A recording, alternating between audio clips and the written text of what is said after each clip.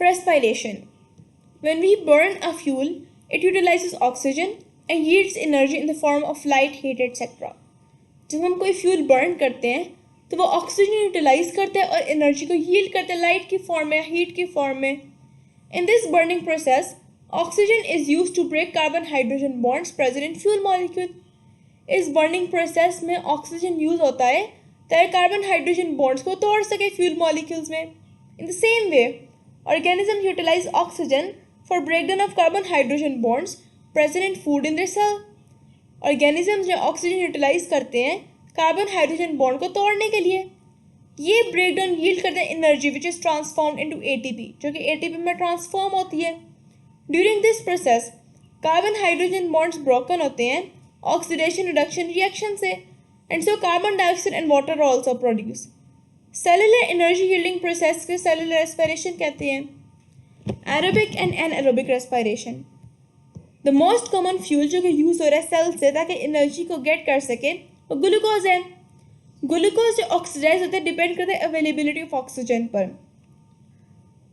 दो तरह की रेस्पिरेशन, एक एरोबिक रेस्पिरेशन, एक एनारोबिक. एरोबिक रेस्पिरेशन क्या है? In the presence of oxygen complete oxidation होती है ग्लूकोज की with maximum release of energy. First phase of aerobic respiration एक मॉलिक्यूल होता है ग्लूकोज का 6 कार्बन का, वो 2 पायरुविक एसिड के मॉलिक्यूल में टूटता है जो कि 3 कार्बन के होते हैं. सेकेंड फेज में पायरुविक एसिड कम्प्लीटली ऑक्सीडाइज होता है, CO2 वाटर और एनर्जी रिलीज हो जाती है. एनारोबिक रेस्पिरेशन या फर्मेंटेशन.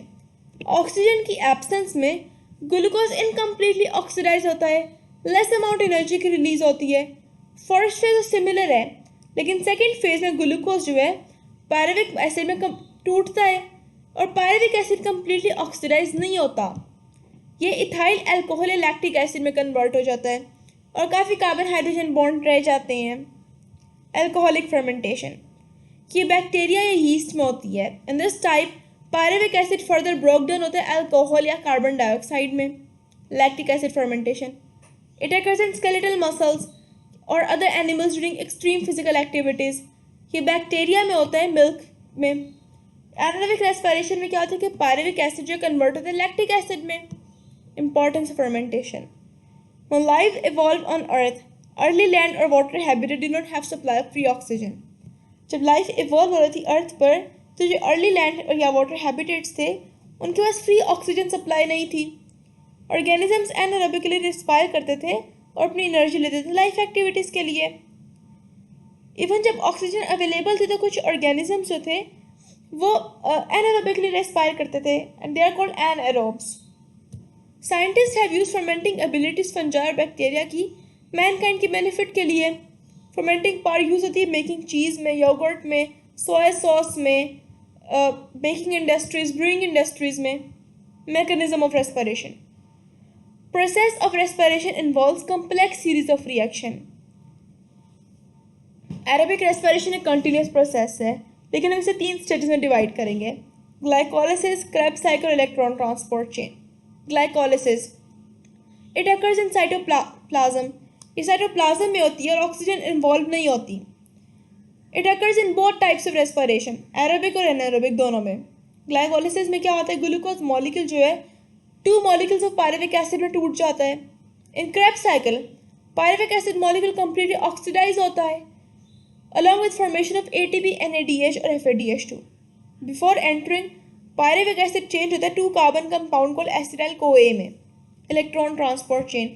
ये फाइनल स्टेप है सेलुलर रेस्पिरेशन का. इलेक्ट्रॉन्स का ट्रांसफर होता है इलेक्ट्रॉन ट्रांसपोर्ट चेन में.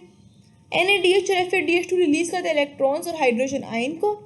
ये इलेक्ट्रॉन्स जो इलेक्ट्रॉन करियर्स टेक करते हैं और जब इलेक्ट्रॉन्स मूव करते हैं सीरीज ऑफ इलेक्ट्रॉन करियर से तो एनर्जी लूज करते हैं. At the end of chain electrons और हाइड्रोजन आयन कंबाइन करते हैं मोलेक्युलर ऑक्सीजन के साथ and they form water. Energy budget क्या है? ईच NADH जो है 3 ATP प्रोड्यूस करेंगे इलेक्ट्रॉन ट्रांसपोर्ट चेन में और FADH2 2 ATP प्रोड्यूस करते हैं. NADH जो जनरेटर है ग्लाइकोलिसिस में वो 2 ATP देते हैं क्योंकि एक ATP तो स्पेंट हो जाता है माइटोकॉन्ड्रियल मेम्ब्रेन में. इसी तरह